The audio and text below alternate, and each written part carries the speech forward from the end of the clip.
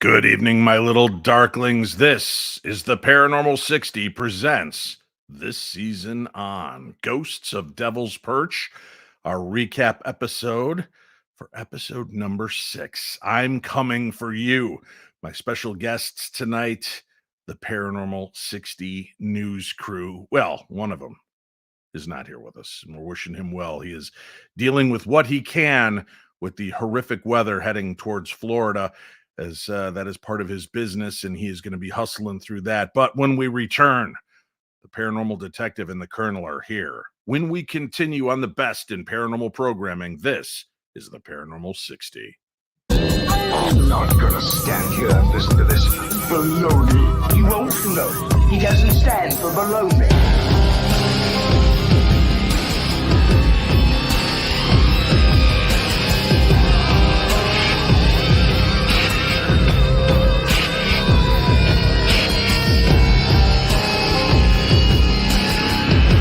Sounds like a lot of supernatural baloney to me. Supernatural, perhaps. Baloney, perhaps not. Hello, creatures of the night. Welcome to the paranormal detective Greg Lawson and to the colonel himself, Marty Valles. Gentlemen, good to see you. Hey, Dave. How's it going, man? Glad to be here, Dave.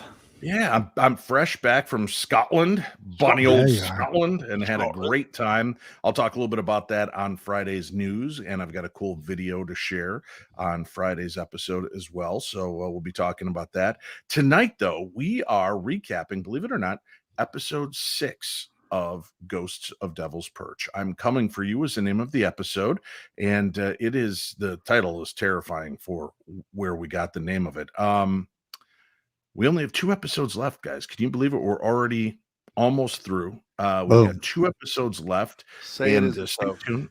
A little bit later in tonight's episode, I'm going to show you a clip from next week's episode so that you can see episode number 7. Number 8, the finale. I will be in Butte, Montana. I am actually flying to Butte, Montana on the 6th. I will be there through the 10th. I will be going on Chris Fisk's Spooks and Spirits tours. I will be visiting with their local radio station and taking phone calls from locals and listeners around the world. Going to have a lot of fun. So I'm looking forward to doing that. And then we're going to do a big screening of the season finale. I'll be doing a Q&A, and I'm going to try to have somebody film it so that way I can maybe show it on here, maybe even find a way to live stream it. I'm not sure. We'll see what we can work out, but I'm excited. Let's get into this episode, guys. This was a messy one because, again, we were dealing with a family, and this time a family with a very young boy by the name of Wesley. And there is another child in this story. It is a very young little girl. Thankfully, nothing was affecting her, and she was kind of the age where she couldn't really tell us if it was. So we don't go into that, and the family was protective enough of their son that they did not want to expose their daughter on this episode as well. But Josh and Miranda Heddick called for us, and it came through the police. As you saw, Sheriff Lester got the initial call.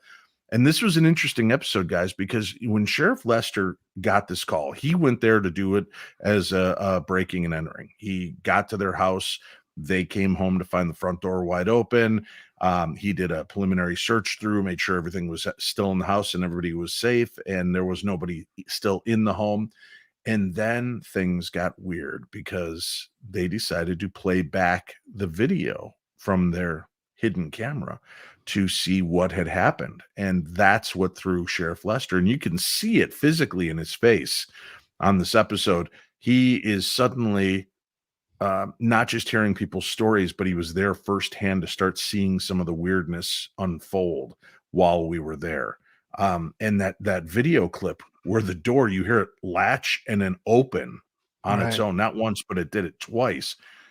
You guys are paranormal investigators. Greg, what do you make of something like that? As law enforcement, you get called in, you check the security camera, and something unlocks the door and opens it, something unseen. Yeah, in 30-something years, I think I've come across about 2 cases that were like that, where we actually had some video, and it was really unusual. And, of course, so many of these things you can't explain because you don't have the physical evidence. You can't go back in time to recreate it. All you have is this video.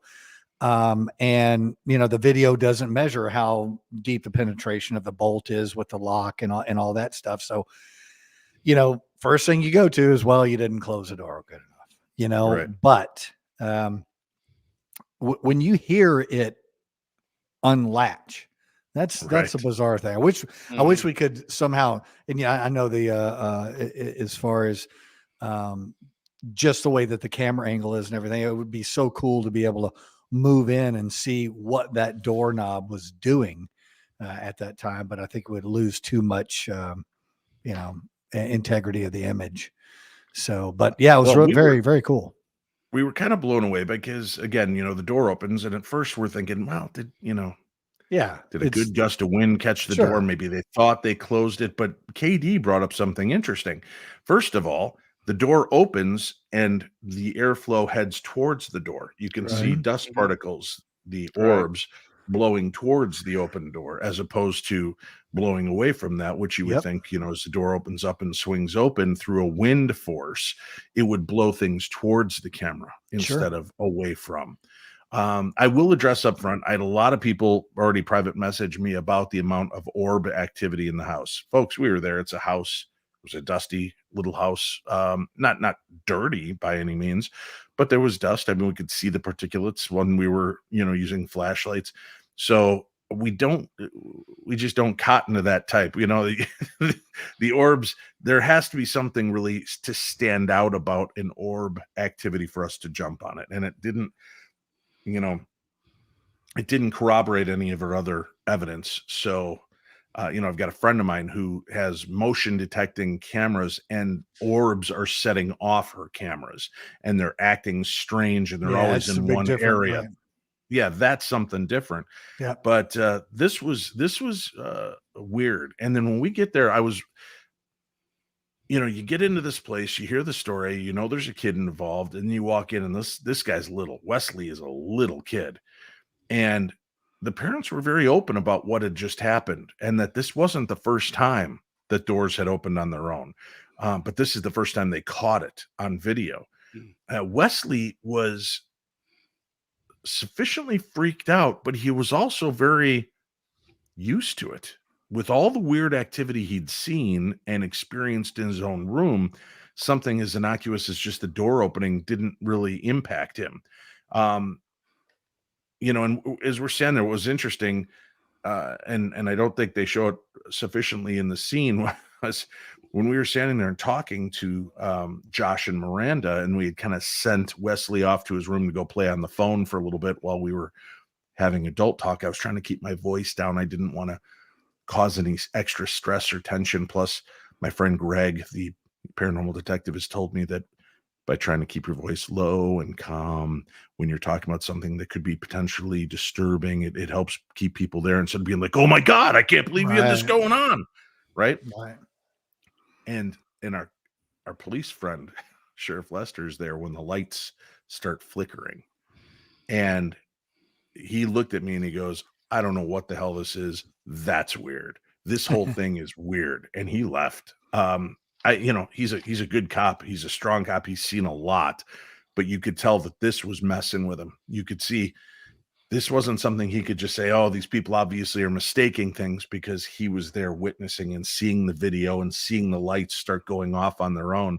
It was really, really powerful to be in that moment with the family, the police, and the activity all kind of, it's not like the spirit was trying to hide. It was almost braggadocious with the way it was making its presence known to us. It was amazing how the minute you all went into Wesley's room, the lights just started going on and off, as if though he was kind of mocking you or playing with you or in some way. Right. Yeah. And if you notice on that, I'm sufficiently freaked out. I'm trying to hide it because, again, I'm with this little kid, but I'm like, part of me is unnerved. I'm even more unnerved because the little kid is there. And then I'm even more unnerved because this kid is kind of like Damien the Omen. He's like just laser focused, and it's not even bothering him. It's unnerving to him, but it's not like bothersome. Yeah. And that was strange to me. Let's give people a little chance in case they forgot what this scene looked like. let's give him a little scene to replay. Great, thank you. Dave, come here. Hey, Wesley. I can't see him. Did you see him when you came into the room? Yeah. He meets up with a twin. Oh, he has almost a twin that comes in with him? Yeah.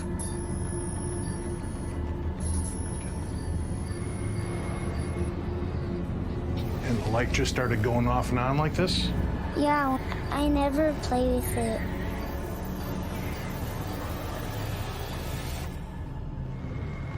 Okay. So I Well, now want... we have it on full bright, okay? Okay.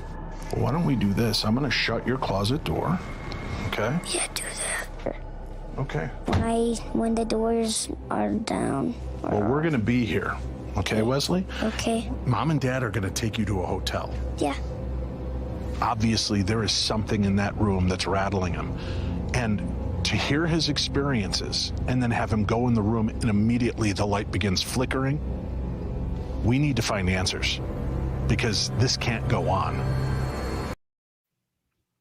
I felt like the kid was trying to be stoic for his parents because he knew they were unnerved. And Wesley was kind of calm, but you could see it on his face. And then when I said, let me shut your closet door, when he does that, yeah, go ahead, do that. He kind of whispers it to me. Yeah. He was that's kind of a place of brings him a lot of discomfort. And you could feel it in that room. It was weird. It was like being in a horror movie. I got to be honest with you. And you try not to let this stuff affect you. But when you're in it with the kid and you're seeing the kid's reaction, and then he brings up the twin, that he sees the twins sometimes, and we don't really even expand on that. But I do want to cover that a little bit later on in today's episode, because I think it's an important element to what you saw. And some people have brought up some great points online. So hopefully I'll be able to address them this way. But seeing that evidence for yourself, and what our director did was he reached over and he kind of toggled that switch to see if you mess with it, would it make the lights blink? When he flipped it off and flipped it on, it stayed on. And that's why I said, okay, the light's steady for you now. He couldn't get it to do what had happened in that room. It was just, it was when Wesley went in there, but it just, the spirit wanted us to know it was there. Oh, go ahead, Greg. Yeah. It's just interesting when kids are indoctrinated in their environment straight off. Whatever's going on in their environment is a normal thing. It can be a horrific thing, but because it's their first exposure to it, that appears to be normal and not, unless it's a jump scare, something like that. Right. It's just normal. It could unnerve them, be weird and everything. But we've talked about it before. Parents often come in and say, well, there's no such thing as ghosts. There's no such thing as demons. There's no such thing as whatever it is. So the kid over time shuts all that stuff down, quits seeing all that stuff. It goes away. And you're now laser focused in on our physical reality.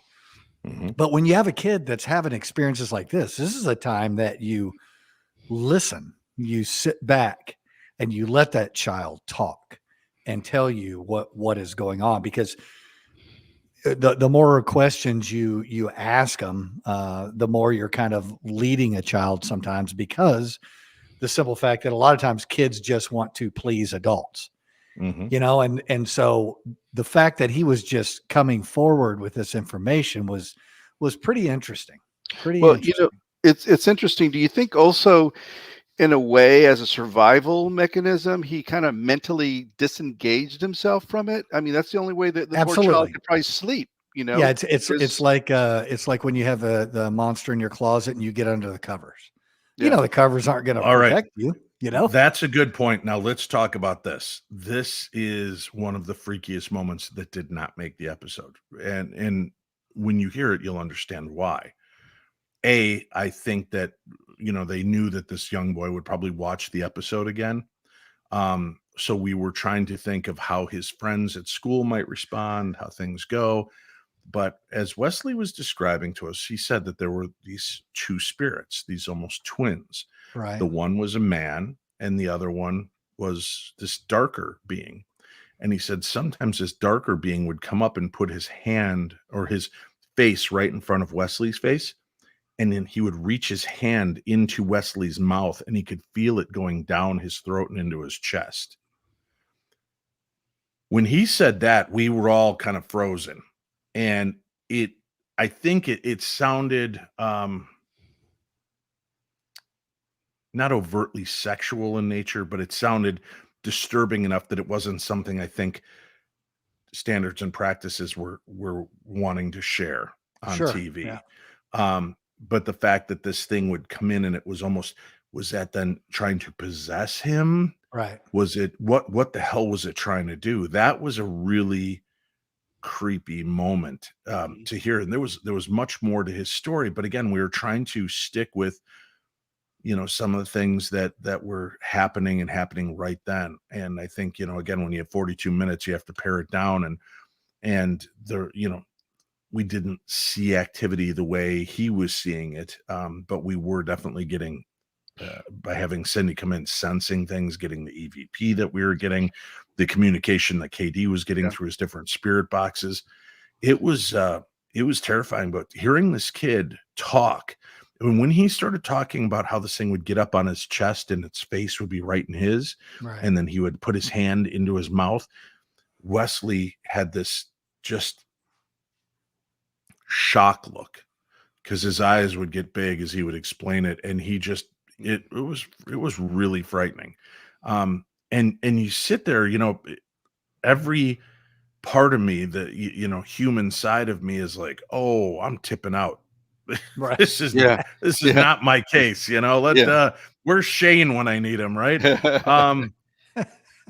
And go in the closet, Shane. The cop is listening, you know, Sheriff Lester's listening at the door. I think that's what unnerved him as well, is that this kid was just so stoic about the whole thing. And then when he did get affected, when he was weirded out by it, it made things even creepier. Yeah, right. Because it just took that scare factor to the next level. And the fact that the parents are seeing stuff, and she would tell me, I see things in my closet. I'll see this dark man and he'll be staring at me. And, you know, we're all out there kind of doing this hushed tones and whispering and talking to one another. And then, you know, the lights start going off in his room. And it was really something out of a horror movie. And it played out that way. Now, one thing I thought was interesting was when K.D. went back in, and I wanted to get your guys' assessment on this. He had a military compass, right? The concept was to see, are we dealing with any kind of strange electromagnetic force? How powerful would it be? And it's weird that when he got right up by where Wesley's bed is, right by where he sleeps, the compass just started spinning from time to time. You're both military guys. How rare is it for a compass to just start pivoting on its own? Not the way he was holding it. I mean, I've seen people hold them where, you know, it causes it to turn a little because they're not holding it the right way. But the way he was holding it, it really shouldn't have been doing that much. I mean, it was pretty consistent. And I mean, that's what I thought. When I saw that, I said, "Now he's holding it the right way. It shouldn't be doing that." Yeah, depending on what's in that trailer, or how that mobile home is made. You take a compass like that into a ship, and you're surrounded by steel. A lot of times, it will do that.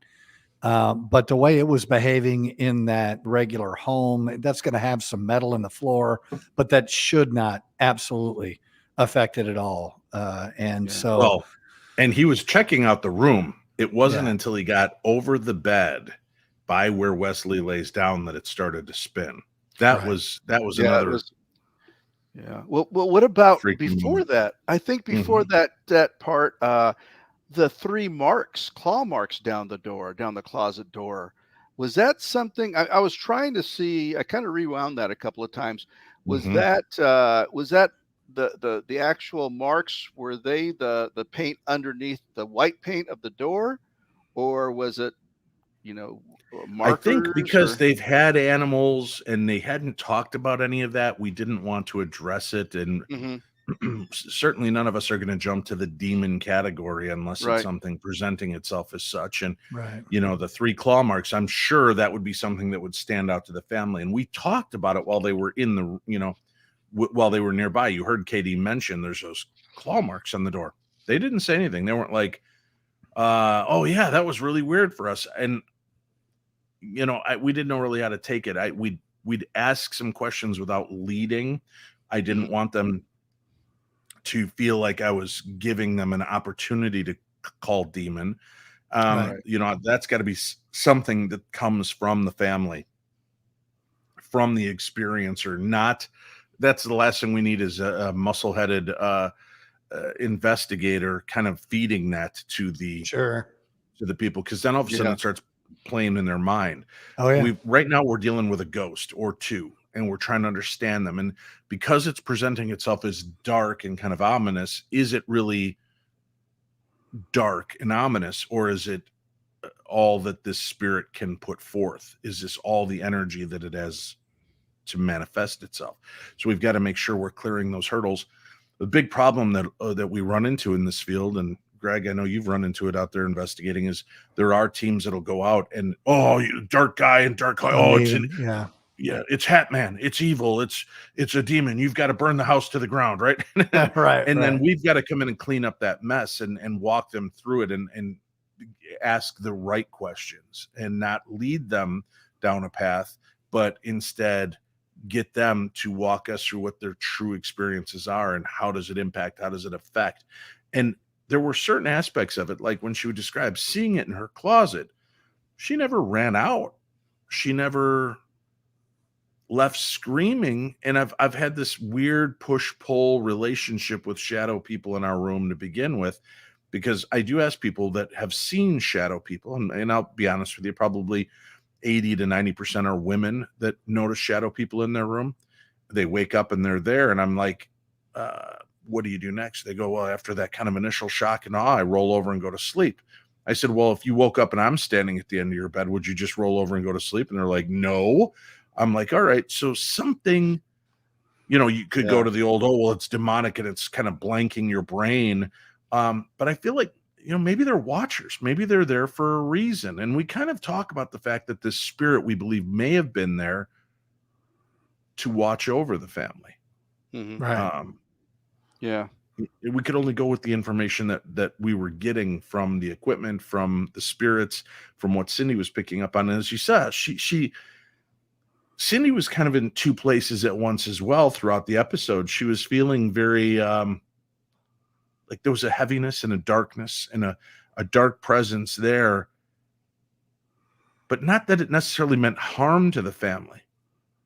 And then she felt this other lighter presence, this Sam Lucas, who she felt was kind of part and parcel with the land, maybe the home itself and the family.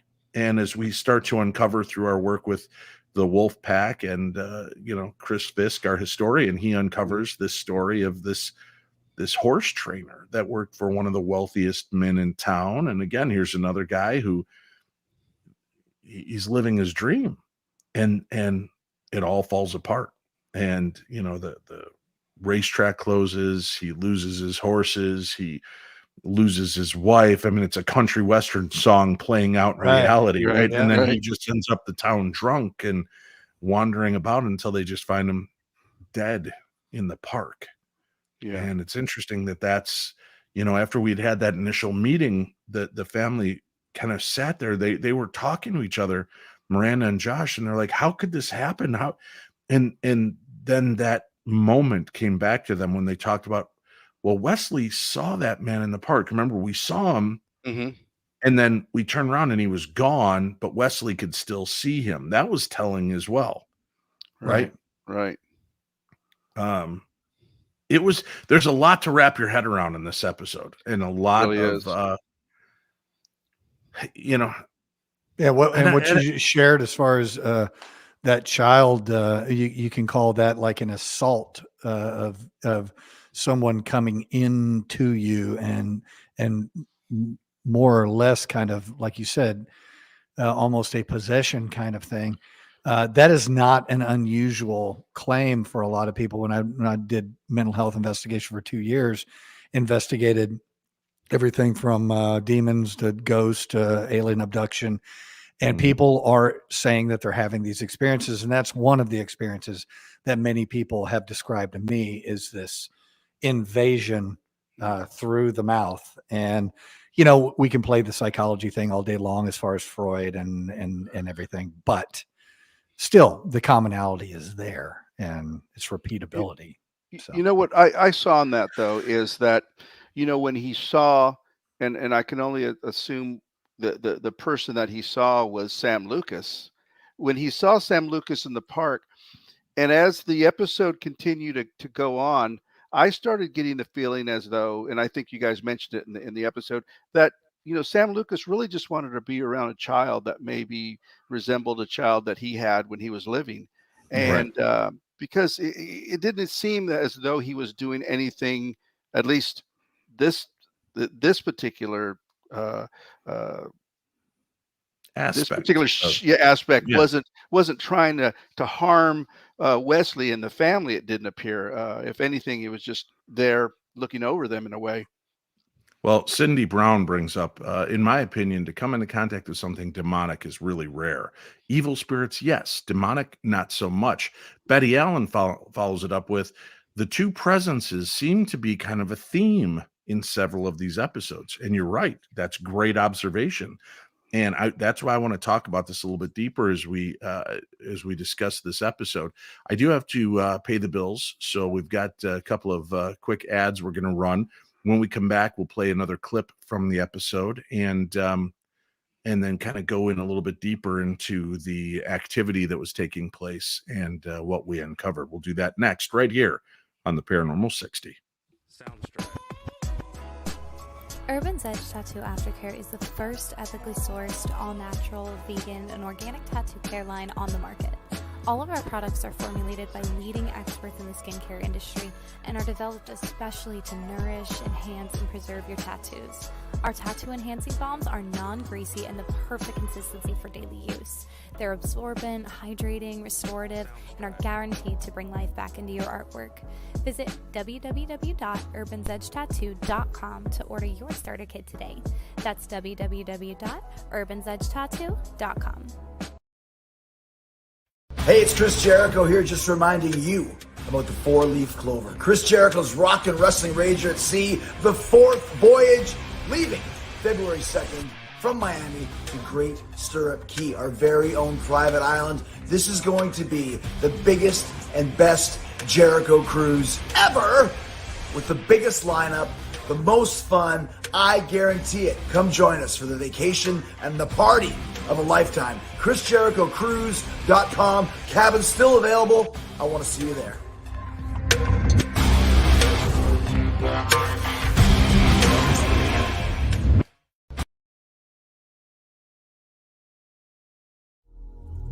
Haunted Magazine, issue 35, is out 6th September, featuring the Feminine Macabre, Vampires, the Gold Camp Road, Jamaica Inn, ESP, Australia's spookiest spectres, Richard Estep investigates Shepton Mallet Prison, the Roswell Incident 75 years on, The Burden of Lizzie Borden by Sam Beltrusis, the seminal Ghost Watch hits 30, plus an in-depth chat with ghost hunter Barry Guy.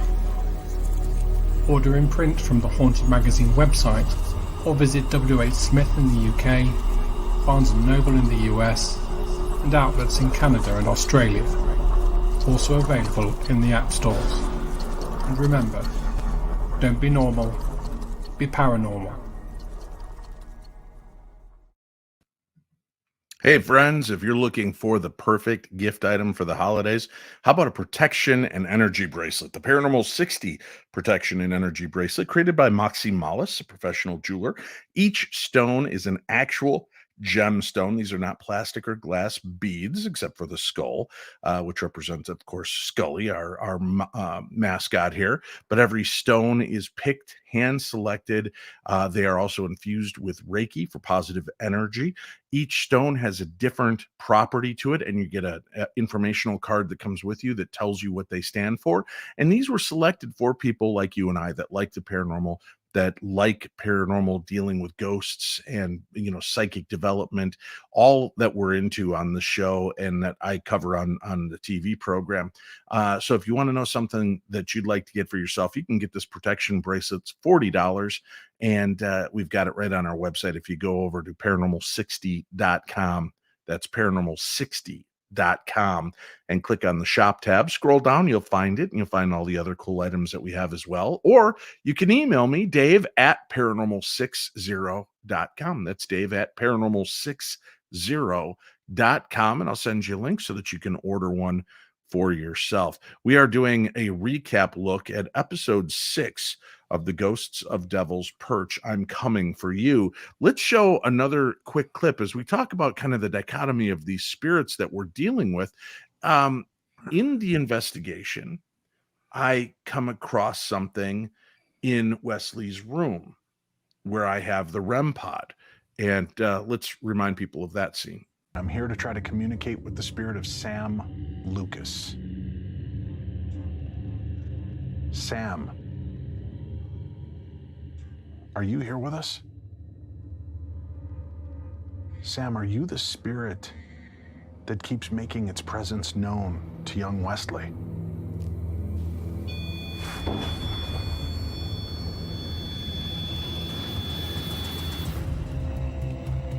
Sam, are you here to protect and watch over Wesley? Yes. Is there something here with you that is trying to hurt or influence this family?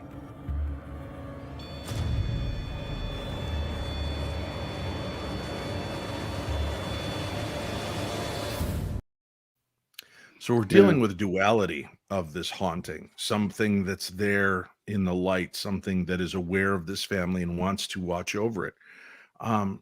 But what is this darker presence? Well, we did try to make communication with it, and this is what happened. You're frightening this family, and I can't believe that that's what you're here to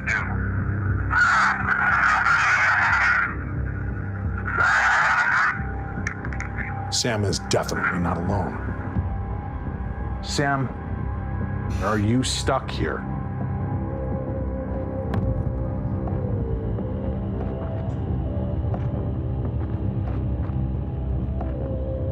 That's really weird. I feel like a new spirit just entered.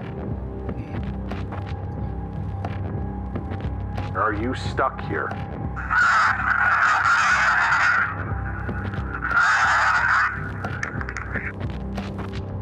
That was crazy. It was very loud, very prominent. If you have something you need, and there's something we can do to help you, let us know.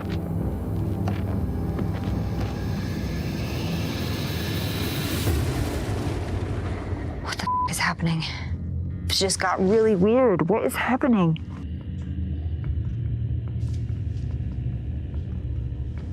I'm starting to really believe that there are two forces in this house. The energy in this house isn't stable. Things are gonna start to get messy.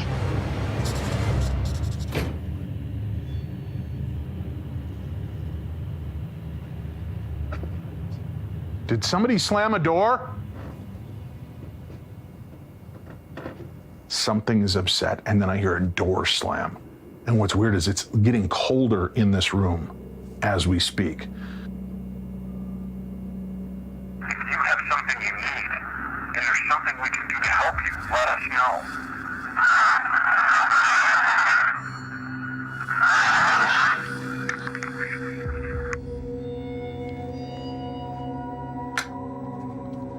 KD, are you hearing that? It sounds, I can't make out exactly what it's saying. It sounds like I'm the one. It is definitely trying to get our attention. Okay.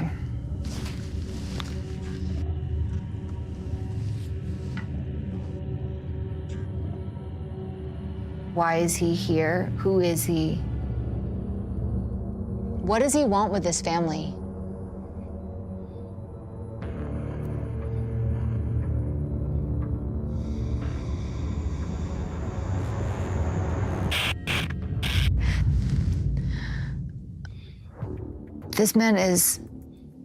This is not, it's not Sam. It's somebody feeding off the energy of the family. I'd like to communicate with the other spirits that are here in this room. You do not belong here.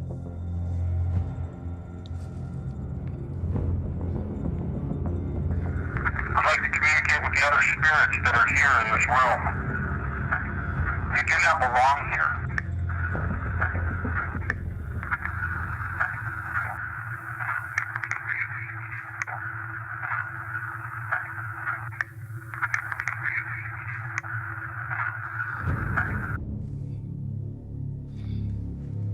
Hey, Dave.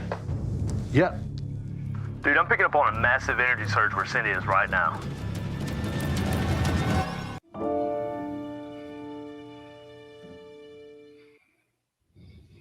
So as I'm kind of dealing with these two separate spirit energies, the very grumpy one and the one that's positive and reinforcing that it's there to protect the family, Cindy picks up on the fact that another spirit entered. We're in two totally different ends of the house. And she's picking up on that interior shift, which was really powerful to me. And I want to cover this because this is an important aspect. As you guys saw, as the episode plays out, once we uncover that Sam Lucas was this kind of broken soul, this man who had it all and lost it, I saw comments online and it bothered me. It bothered me to my core, and I think it bothered Cindy too, because we missed an opportunity to explain the story a little bit better. What we believe the two spirits in the house represent were both sides of Sam Lucas. The man, the dreamer, the family man, the part of Sam Lucas that he wanted to be. That's why he adhered to this family. The dark side was the drunkard, the angry man who lost everything. And he was the one that was there in this house. We still believe something malevolent is pushing these spirits in our direction, which I think we lose a little bit in the storytelling because there's so much going on in this episode. But it was important for Cindy and I to let people know that when we cleared Sam, two things happened. First of all, we told Sam, you don't have to stay here anymore. You know, you don't have to hold on to that aspect of your life. And we weren't just addressing Sam, the family man. We were addressing both sides. If you remember, Cindy brought in the fact that we've got to bring this soul together again. We've got to help this fractured soul so that it could combine and do what it needed to do to make itself whole again. We are the sum of our parts. All of the experiences we've had through our life, the good, the bad, the ugly, are the aspects of us. And sometimes I think the haunting moments you feel when you walk into a room, and maybe you guys notice that social media is great for this now. You wake up today and for no reason at all, you're in a funk and you feel bad and you can't explain why. And then you start scrolling through your social media. And here's a memory from 3 years ago. 3 years ago, I had a blistering migraine and felt horrible. And I mentioned it on social media. And 2 years before that, my friend Lou passed away and I was in a dark place. And it's interesting because it's like these ripples in a pond. So there's different aspects of each one of us that live on. And some of these moments, these emotions that are left behind are their own entity. They're not as fully fleshed out and as thinking, and maybe why they're more basal in the way they communicate. But we believe that is a lot more of what we were dealing with. But something was stirring the pot. Something was causing these waves. the one, and that'll play further into our next episode. So stay tuned. I'm going to show a clip from next week's episode. And guys, it goes further. This is crazy. It's one thing to go to an old whorehouse, and one thing to go to an old copper baron's home, and one thing to go to a couple of families' homes that are dealing with spirits. The next episode brings us to the heart of the city. We go to town hall. City Hall had a paranormal activity issue, and there was witnesses, and this is where Sheriff Lester and JP Gallagher, the mayor, this is where they live. This is their lifeblood, their building, and it came to roost there. That's what we cover in the next episode. And then the season finale is October 9th. So keep that in mind, and we'll go in. And I know you both had some questions regarding this, but I wanted to cover that soul fracture. This was the same coin, just two different sides that were showing themselves. And sometimes they would be there together, like Wesley said. And other times it was one or the other. And I don't know that even the dark version of Sam Lucas was dark. Maybe the trying to climb inside the boy, maybe it was its way of trying to regain that humanity, to feel that, to be a part of that again. Mm-hmm. It's impossible to say. We had no way to interview that being, but just from the way that the other side showed itself, and the compassion and love, and the brokenheartedness of the darker aspect, I believe that that's more what was going on and what Cindy was picking on, because it was very emotional for her. It was emotional for Wesley, myself, to witness what was going on in all of this aspect of the story. But I wanted you to know that. And then one of the things that we did give, we found a really nice portrait of Sam Lucas that we gifted to the family. And they took it and hung it up in their home so that they would remember Sam Lucas, that they gave a face and a name to this spirit. And they didn't have any more issues after that. That's what they had informed us. Once they kind of posted that picture and acknowledged Sam Lucas, things subsided. So people were upset that, oh, good, you just helped get rid of the spirit that's there to protect them. Now you've just left them raw for this dark spirit. No, it was the same spirit, just different parts of them. And we were talking to the whole of what it was, trying to combine those two to realize that it was all one man. And I think once a spirit realizes that and can kind of pull back into that, we hope Sam's off and living a better existence wherever it is. But he was also welcome. The family said that version of Sam is always welcome in our home. And that didn't make the episode, sadly. But again, not everything can, and we had more to deal with. Yeah, that episode is just. It probably was one of the more difficult ones, because so much was happening in that house at just during the time you guys were there. It was probably hard just picking what you were going to put into the actual episode. I can imagine. Right. And Cindy brings up, you gave the spirit a voice. That's good. That's, we're not the voice of the spirit. The spirit is already speaking. We're just trying to tell that story so that people can hear it and remember what was going on. And once the family, as Carol brings up, honored Sam, it kind of brought it in. And maybe there's an element that we forget who we are. And that's why we wandered. Maybe these spirits are lost in, I know what I was, I know what I wanted to be, but I don't know what I am now. And maybe in finding that duality coming back together with itself. And that's a big thing in metaphysical world. You could talk about soul reclamation, that we leave pieces of ourselves everywhere. There's a piece of me with Marty, a piece of me with Greg, a piece of me with Eric, a piece of me with every woman I've ever dated, that will always be out there. And sometimes you have to call those pieces back to you. You have to call them back. It doesn't mean that I don't love my friends anymore or love my children, but sometimes you need to be whole again. And, it doesn't cut you off from them, but sometimes that's an important element you have to do, as well as you do have to take care of yourself. And maybe in death, Sam was just lost and looking for all of who he was.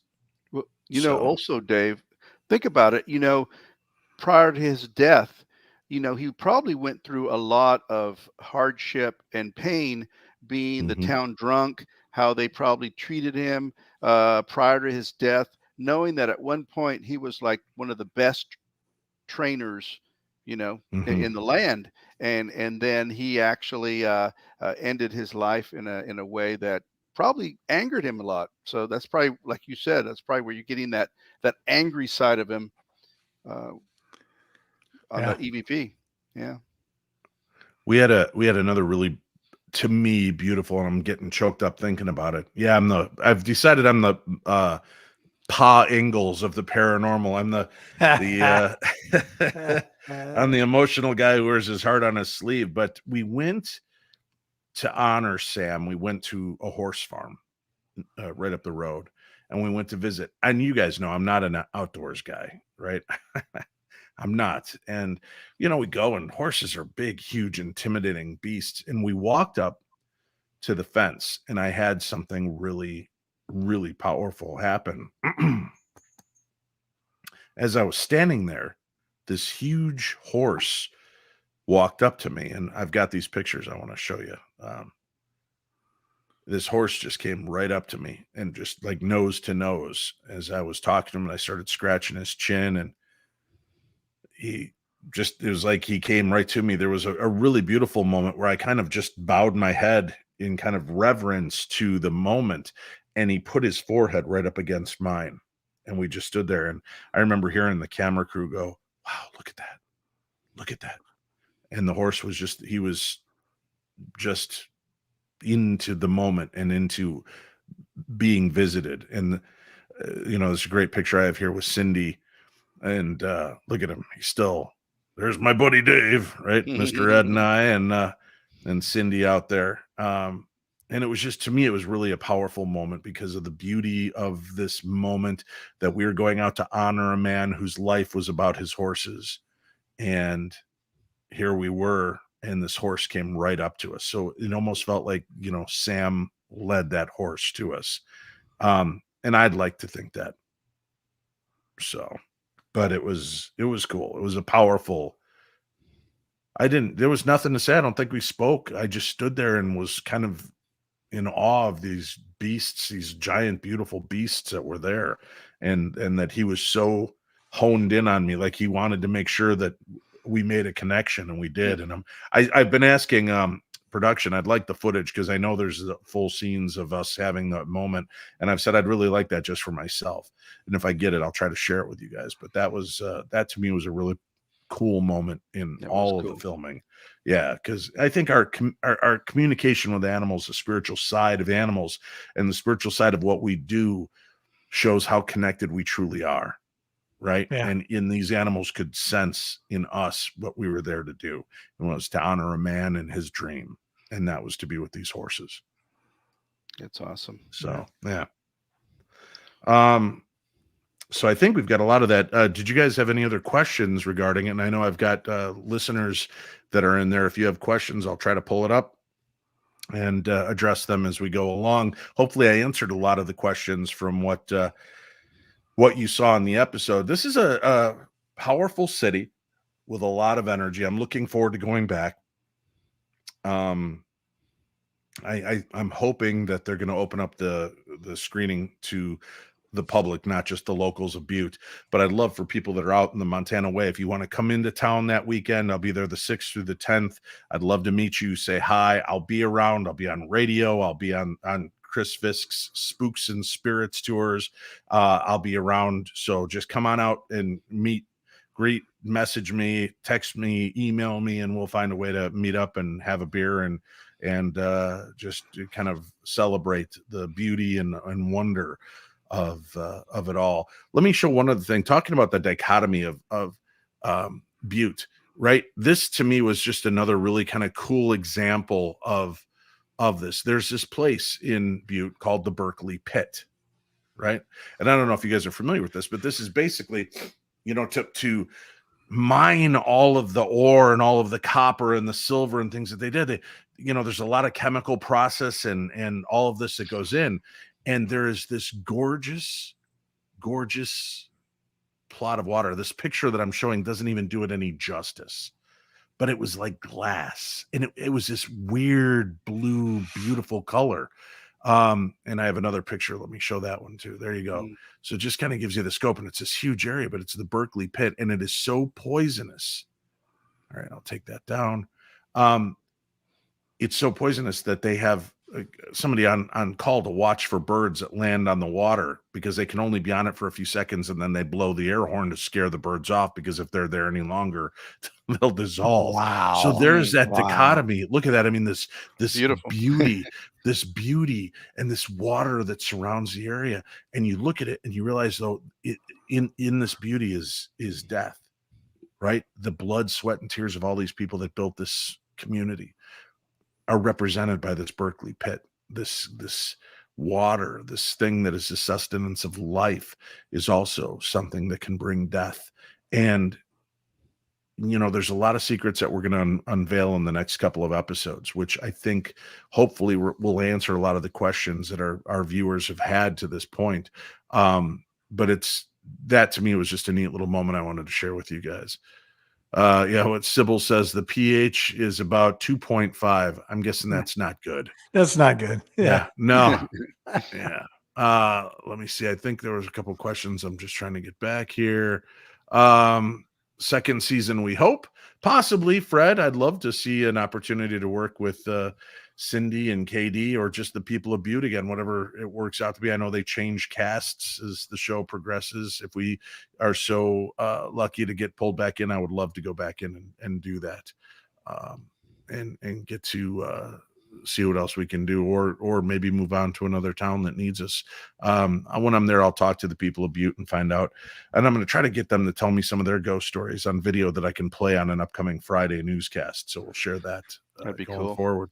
Any other questions from you two gentlemen about the way this episode played out, and the paranormal activity you've seen play out through the first 6 episodes of Ghosts of Devil's Perch? Well, go ahead, Greg. No, I was just going to say, I like the fact that we're doing this, that you're able to wrap, because I agree, in the episode, it doesn't really answer the question as far as Sam goes. And there's a lot of different things that you could pull in there, but the way you wrap that explanation is poetic. It's very, very well done. So thank you. I think that's a really, really good explanation of what's going on. Well, that is with the town. I think there are so many angry elements. I don't believe that all of the souls are in whole the people that were once there, but I do think that the broken dreams and the loss and the pain remains, and we have to find a way to heal that. And we need to find a way to heal that in life, and maybe taking those moments back and realizing that those painful moments, although at times it's hard to see the good in them, maybe try a little harder to find that and forgive yourself for moments that you fail yourself or fail the people around you, and try to find a way to reincorporate yourself. I think as long as history is out there, we're going to continue to run into souls like this that have stories to tell, that are parts of a bigger story. These are you look in a picture book and you see the glossy, beautiful pages of the history. And on the flip side of those pages, like the upside down, right? Turn that book. These are the upside down. These are the other aspects of that story that we don't glorify and we don't talk about. And it's not that we want to, because nobody really wants to be brought down. Nobody wants to fall into that negative zone, but we do have to remember that there were a lot of things that went into the creation of our history and our world, and we have to remember those. Dave, one thing that I found interesting, and Cindy brought this up early on in the episode, was the wood that these houses were made out of from the racetrack. And thinking about it, these racetracks produce a lot of sadness, a lot of anger, a lot of resentment, and people are losing their money. And we mentioned it in the episode, right? I mean, this guy was a genius. He ran like the mills. So he was the business guy in town, right? So you're working for him, and then he runs this amazing park, so he's winning it all back. Cycle, Everything he's paying you, yeah. you're bringing right back to him. The guy was a Right. genius businessman, and you can't begrudge him that. It's like watching the movie The Founder about Ray Kroc and McDonald's, played by Michael Keaton. You could sit there and say, what a despicable prick this guy is, but or you can realize this guy is a genius businessman. You know, there's always, like I said, the you know, Lex Luthor is the hero of his Superman story. He's trying to help the world deal with a bigger problem that he sees, right? So sometimes you have to break a few eggs to make an omelet. And in those instances, I think that's greed gets in the way. We see that time and time again through history, and good people and bad people lose themselves easily into it. And that's a big part of it. Nicole has a comment here. I love the show, but I do have questions with how easily it appears to reach out to a spirit and receive an answer. Do you think others will try to communicate with loved ones? What if what answers isn't who they hope for? That's a great question, Nicole. And we tell people, don't investigate your homes. Don't investigate your businesses. Bring somebody in that knows what they're doing so that we can try to bring closure and tell those stories and do a deeper dive research. You know, we're all fallible. We want to keep in communication with our loved ones. We want to try to have that. Just find safe ways to do it. You know, a lot of people want to tell you that it's of the devil if you're hearing these necromancy stories and, you know, oh, that's not really your grandmother. Well, if she came forward and said, I love you and I'm proud of you and I'm so glad to see the success you've made in your life, I can't see that being a negative. So I have a hard time believing a demon does that. It doesn't mean that there isn't other ways that the dark side gets to you by building your ego and tripping you up along the way. But most messages that I hear come from a place of love. And when these spirits do that, and in this case, Nicole, as you'll see, and I know somebody else had a question here. Let me, I'll follow that up. Angela Ball says, Dave, do you know what the dark entity under the city of Butte is? Keep watching. We have 2 more episodes to unfold that mystery for you. But yeah, we do put together, I think, a pretty good scenario of what the town of Butte is dealing with and why. And doesn't mean that we've closed the book on what's happened there, but we've certainly wrapped up that chapter. Now, there may be other stories left to tell, and hopefully we'll get a chance to examine those. I'm just looking here real quickly, see if there's any other questions. Lots of emotions at a racetrack, Jen Newman brings up. Yeah, right. Yes, you got everybody's hoping to get their million. Everybody's hoping to hit it big that day, and there's ups and downs and overs and outs, and it is, you know, and a lot of people lost a lot. Mainly downs, man. Mainly downs. Yeah. Yeah, Donna C remembers my actual. Yes, Donna, you are correct. It is the rabid Keebler elves that are down there below. It's the town of Butte. Yeah, there you go. So, keep watching, folks. I know that's frustrating, but obviously, I have a show I want you to watch and keep tuning into. And I want to thank you guys. We've been trending on social media every weekend with the show. You guys are doing great for our ratings. So please keep tuning in, whether you like it or not. Tune in to find out what we're doing right and what you think we're doing wrong. I'm always open to the conversation, and email me. I try to answer those emails. We're fallible. It doesn't mean that everything I say and do on the episode is right. We're all blindly trying to walk through this field and do the best we can. But I go in with the intention. Cindy goes in with the intention, and KD goes in with the intention of helping. And you can't go wrong in that. And even if you trip up and make a mistake, maybe there'll be more stories to tell about some of these characters that we've already visited with, and maybe we'll get the full person eventually. But I don't know. Just keep tuning in. And again, watch these shows. Any show you love, watch them in the first 48 hours on DVR or on apps. That's what counts towards ratings, and live TV is the best way to watch it. And if you DVR it, watch it within the first 48 hours.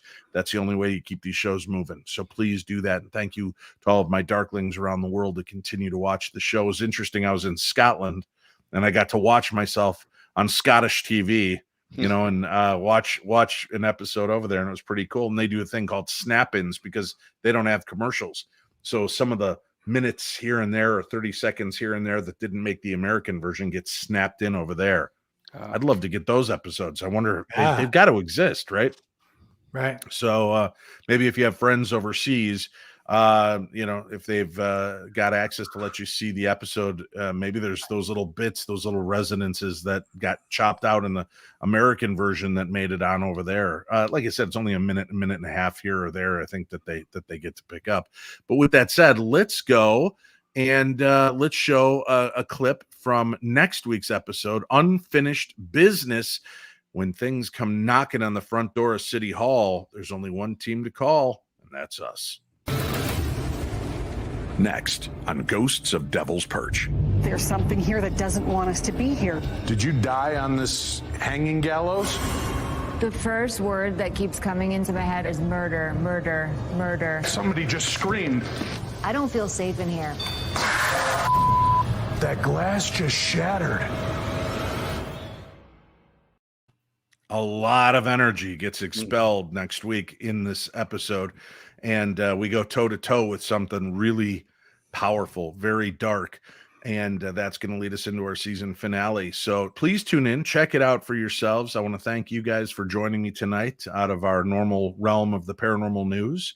And I know, Greg, you're off this week because you're going to be out traveling again. And Marty will be with me for sure on Friday doing the news. Eric hopefully will. Eric, again, works in an industry. I don't want to get too much into it, but he works in an industry where he is trying to get ahead of things for what's coming with the terrible weather in Florida. So for all of our friends throughout Florida and any of the states that are being affected and impacted by this hurricane, God bless you. And we pray that there is a shield of protection around you and your loved ones, your homes, your places of business, and that you come through it fine on the other side. And for those of you that deal with losses, our thoughts and prayers are with you. And I know that doesn't seem like much, but just know that we do care and hope, and we'll be making our donations to Red Cross and whatever we can do to try to help people that are in need as well. So thank you very much. I have a link up for Greg Lawson, the paranormal detective, on tonight's program, so you can find his website. You can find out where you can meet Greg, where he'll be touring around. You can also order his books. And I've got no link for Marty because he's retired and does not want you people bothering him. So. There you go. All right, boys. Well, thanks, Dave. Yeah, we'll Dave. Thanks for inviting us. Well, my pleasure. And thank you all for tuning in and spending a little time with us here on the best in paranormal talk radio. I'm Dave Schrader, and this is the Paranormal 60.